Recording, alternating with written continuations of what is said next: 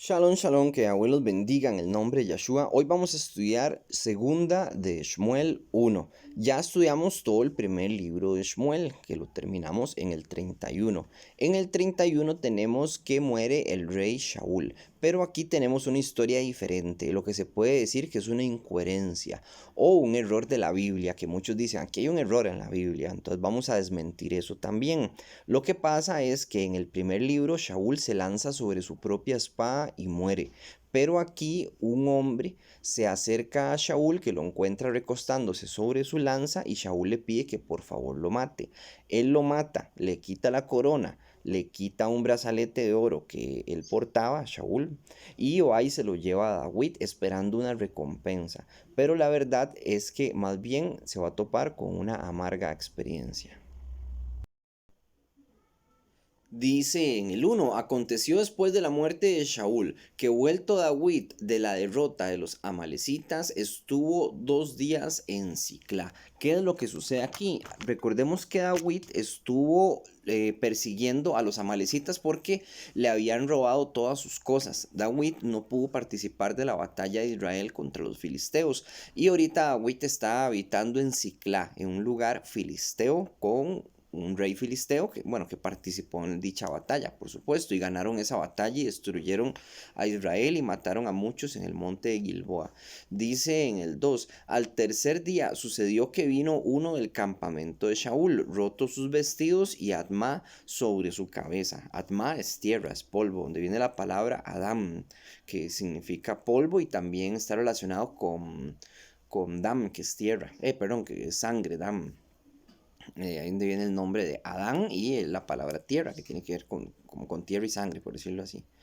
Entonces dice que vino un hombre que había roto sus vestidos en señal de duelo y se había puesto polvo en la cabeza o ceniza, se pone también la gente como señal de dolor. Eso es muy común en el pueblo de Israel. Entonces continúa diciendo, y llegando a David se postró en Aretz e hizo una reverencia, se postró en la tierra. Dice en el 3, y le preguntó David, ¿de dónde vienes? Y él respondió, me he escapado del campamento de Israel. Él dice que él estaba peleando con Israel y que escapó, ¿verdad? Entonces uno asume que este hombre es un israelita, pero no lo es, vamos a ver más adelante. Dice en el 4, David le dijo, ¿qué ha acontecido? Te ruego que me lo digas. Y él respondió, el pueblo huyó de la batalla y también muchos del pueblo cayeron y son muertos. También Shaul y Jahonatán, su hijo, murieron. Entonces él le está dando la noticia a David para que él sepa qué fue lo que sucedió. Sin lugar a dudas, este hombre fue enviado tal vez por Yahweh también para que David supiera qué estaba pasando ahí.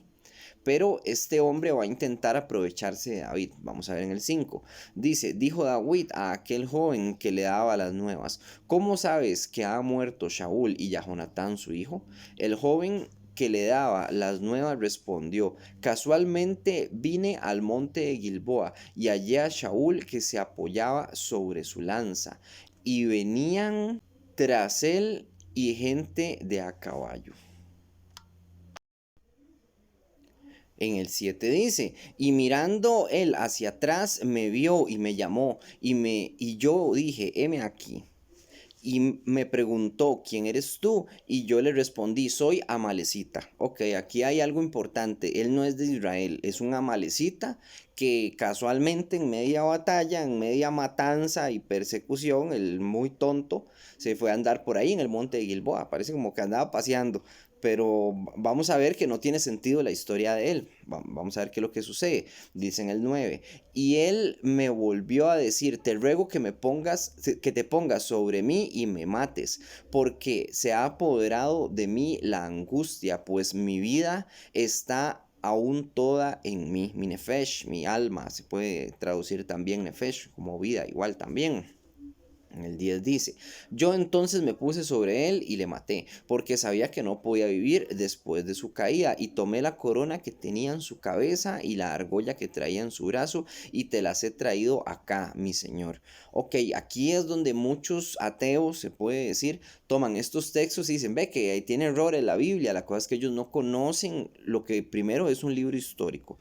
Recordemos que si un libro histórico dice exactamente lo mismo con las mismas palabras de diferentes personas, llamémosle, o sea, que yo veo un volcán en erupción y yo doy la hora exacta y usted como persona que también lo vio, pero desde otro punto de vista, da la misma hora y cuenta los mismos acontecimientos con las mismas palabras, ese relato, tanto el suyo como el mío, no es válido, porque eso significa que usted y yo nos pusimos de acuerdo.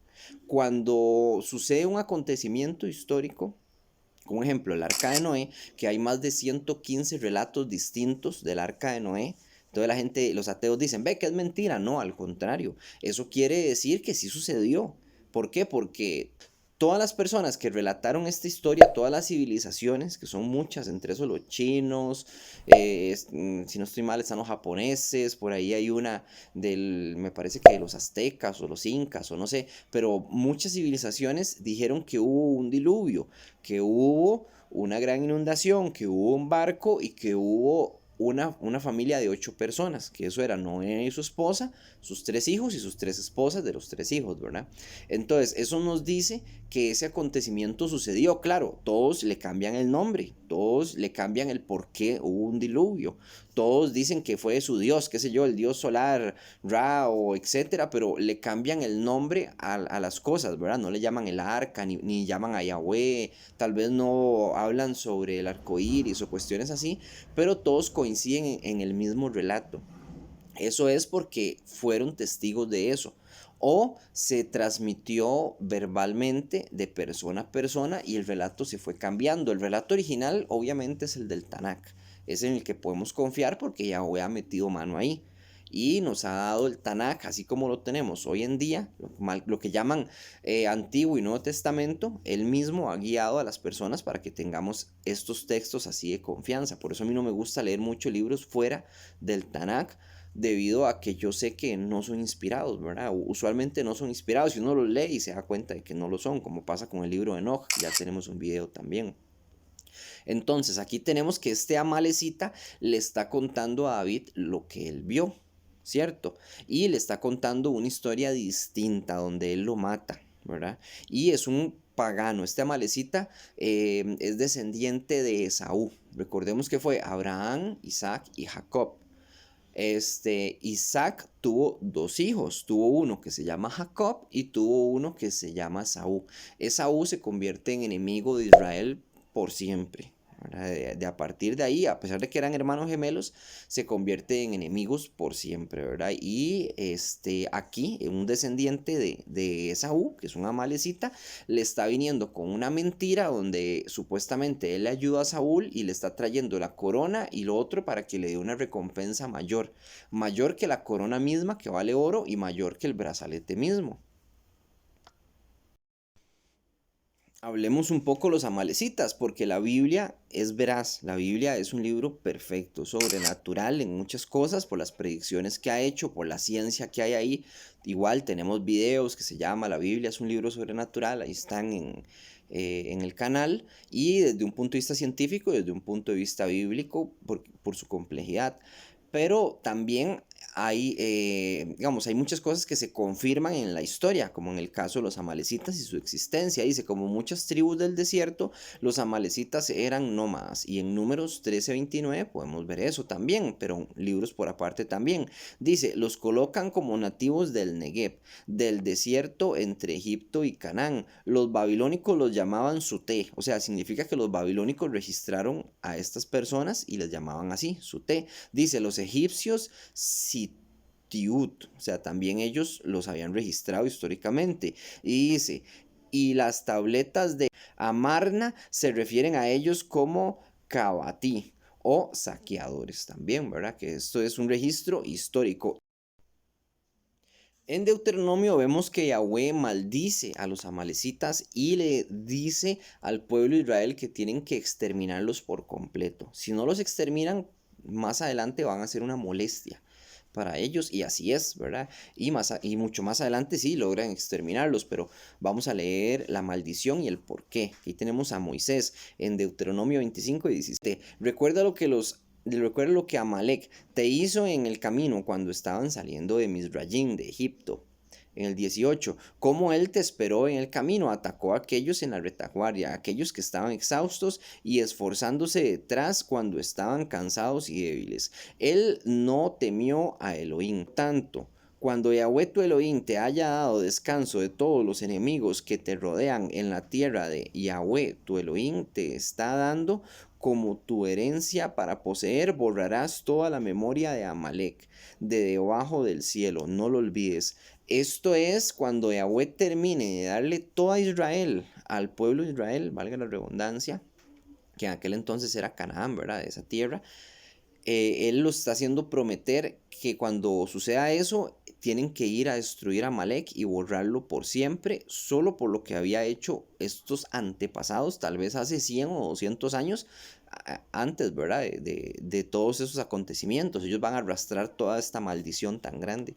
La verdad que las maldiciones se arrastran de generación en generación y sí son muy peligrosas. Hay que pedirle a Yahweh que por favor en el nombre de Yahshua te pido, Yahweh, que me libres a mí y a la Quejilot de por amor a la verdad de cualquier maldición en un futuro también, porque uno no sabe qué está arrastrando, qué pecado ajeno lleva a uno sobre los hombros. Recuerden que, digamos, por dichos pecados, los pecados de nuestros antepasados, ustedes no pueden ser juzgados en el juicio final, no pueden ir al infierno, pues, pero sí pueden arrastrar una maldición, que es distinto.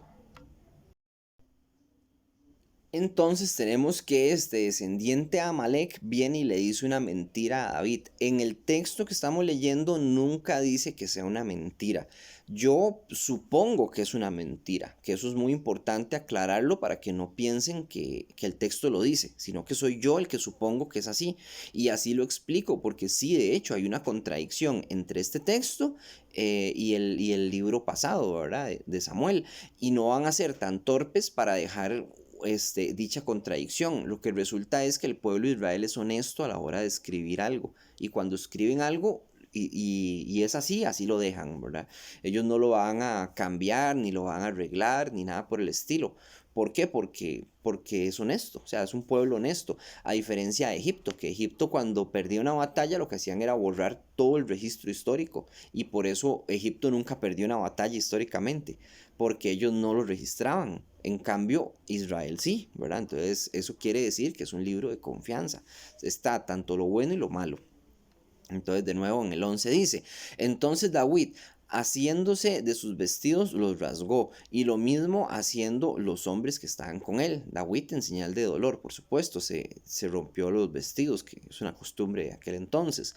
Dice en el 12, y llorando y lamentaron y ayunaron hasta la noche por Shaul y por Jehonatán su hijo, por el pueblo de Yahweh, por toda la casa de Israel, porque habían caído a filo de espada. Esto es por la batalla, todos estaban llorando y se sentían muy tristes. Y dice que ayunaron desde la noticia hasta la noche. Quién sabe a qué hora les dieron la noticia, tal vez fue temprano.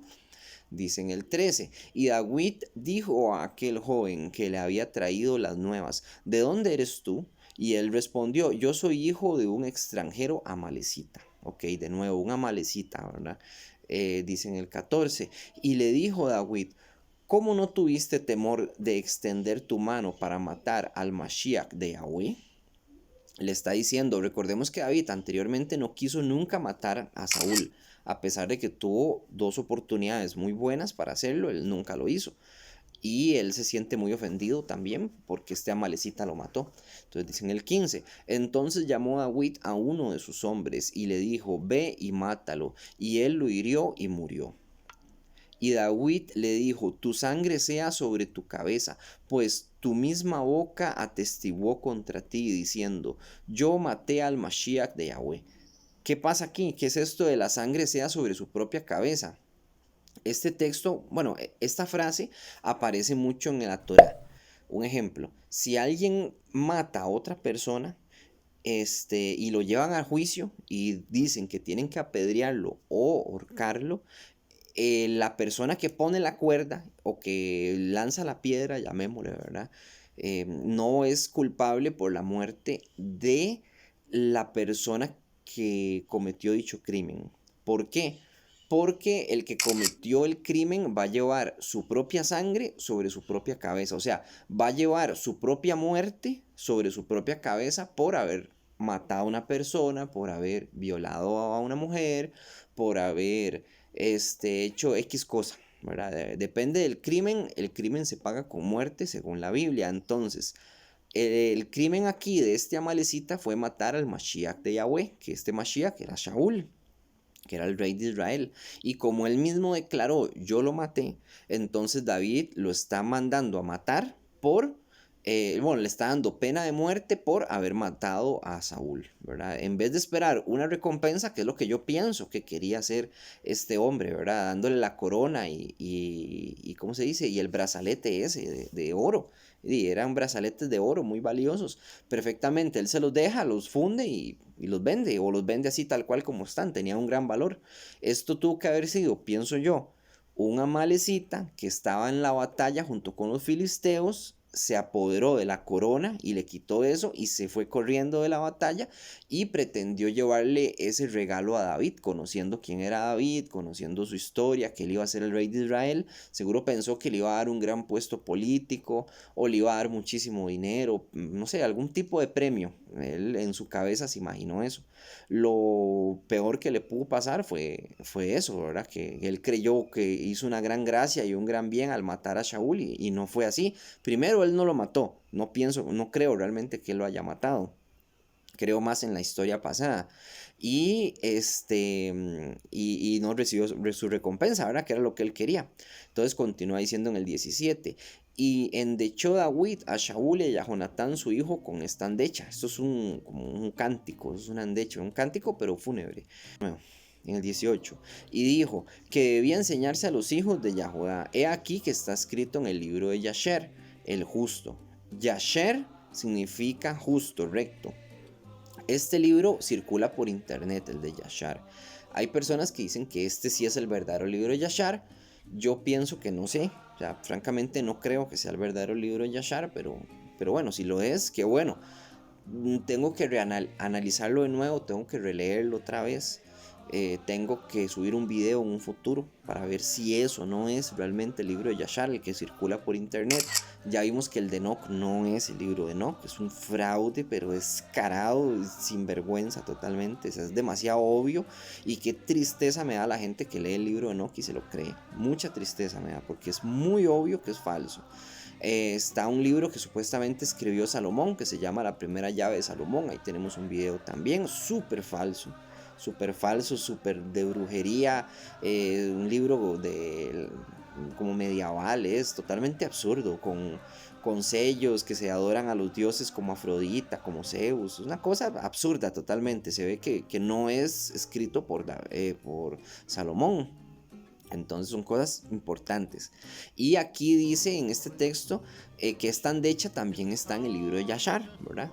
Que se puede leer ahí y que se quedó ahí en el libro de Yashar ¿cómo se podría decir? Como para que la gente siguiera cantándolo, ¿verdad? Dándole pena a la muerte de Jahonatán y de Shaul. Y el cántico es dice en el 19. Ha perecido la honra de Israel sobre tus alturas, como han caído los valientes, Giborín. No lo anuncies a Gad, ni deis las nuevas a la plaza de Ascalón, para que no se alegren las hijas de los filisteos, para que no salten de gozo las hijas de los incircuncisos, monte de Gilboa. Ni rocío ni lluvia caigan sobre vosotros, ni seáis territorio de ofrendas, porque allí fue desechado el escudo de los Giborín, el escudo, el maguén de Shaul, como si no hubiese sido ungido con aceite, sin sangre de los muertos, sin grosura de los valientes. El arco de Jahonatán no volvía atrás, ni la espada de Shaul volvió vacía. Shaul y Jahonatán, amados y queridos, inseparables en su vida, tampoco en su muerte fueron separados. Más ligeros eran que águilas, más fuertes que leones. Hijas de Israel, llorad por Shaul. ¿Quién os vestirá de escarlata con deleites? ¿Quién adornará vuestras ropas con ornamentos de oro? ¿Cómo han caído los valientes en medio de la batalla? Jahonatán muerto en tus alturas. Angustia tengo por ti, hermano mío, Yahonatán, que me fuiste muy dulce, más maravilloso me fue tu amor que el amor de las mujeres. Cómo han caído los valientes, han perecido las armas de guerra. Ok, entonces esta parte es muy extraña. Dice, más maravilloso me fue tu amor que el amor de las mujeres. Realmente suena muy mal. A mí no me gusta esta parte, pero bueno, así lo escribió el rey David.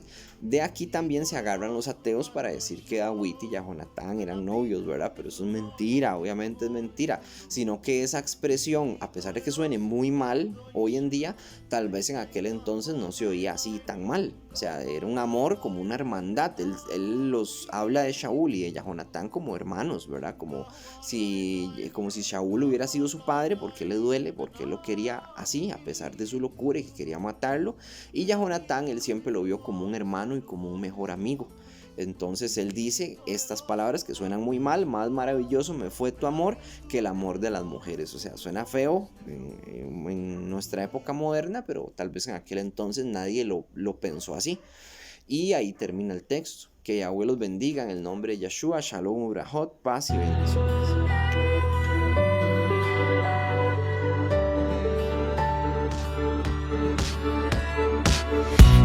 נצחק עד השנייה האחרונה, כל עוד יש איפור, העיניים זורחות, הפנים מהירות, והלב לא ברור, וזה זז בתוכי כבר שנים.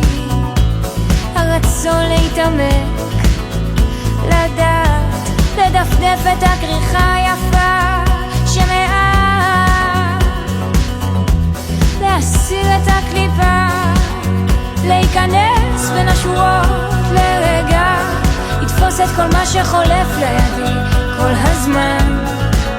איך פתאום זה כובש את כולי ברגע, אוחז בי מטה ועוזר. אז שוב אני ישנה וליבי ער,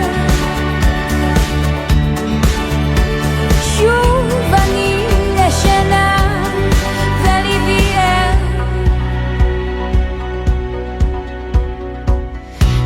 נצחק עד השנייה האחרונה, כל עוד יש איפור, העיניים זורחות, הפנים מהירות, והלב, רק הלב לא ברור, וזה זז בתוכי כבר שנים.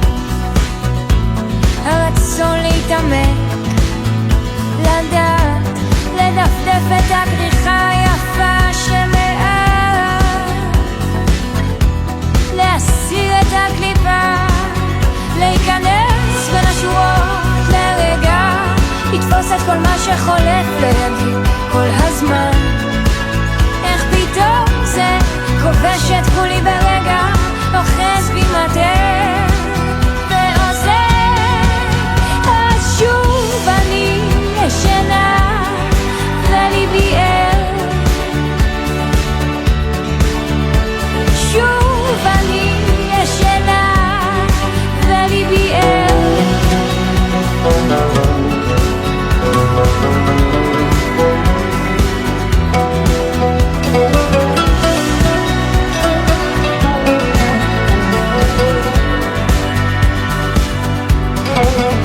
להיכנס בין השורות לרגע, לתפוס את כל מה שחולף לידי כל הזמן. איך פתאום זה כובש את כולי ברגע, אוחז בי מטה ועוזב. אז שוב אני